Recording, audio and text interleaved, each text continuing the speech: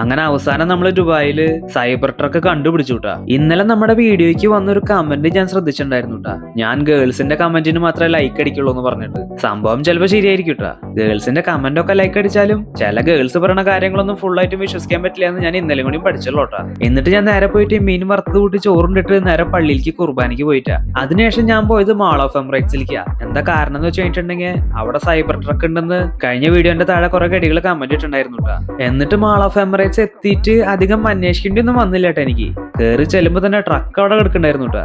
ഈ വണ്ടി കാണേണ്ട ഒരു സംഭവം തന്നെയാട്ടാ. എല്ലാവരും ട്രക്കിന്റെ ഭംഗി നോക്കി നിന്നപ്പോ എന്റെ കണ്ണ് പോയത് നേരെ എന്റെ നമ്പർ പ്ലേറ്റുമേക്ക് കേട്ടാ. ഞാൻ അപ്പൊ തന്നെ ഈ 5 എന്ന് പറഞ്ഞ നമ്പർ പ്ലേറ്റിന് എത്ര കാശ് വരുന്ന ഗൂഗിളിൽ ഒന്ന് സെർച്ച് ചെയ്ത് നോക്കിയപ്പോ എന്റെ ബോധം പോയിട്ടാ. ഏകദേശം 25 മില്യൺ ദിർഹം എന്ന് വെച്ചിട്ടുണ്ടെങ്കിൽ 57 കോടി രൂപ. ഈ സൈബർ ട്രക്കിന് ഏകദേശം 1 കോടി ഉള്ളോട്ടാ.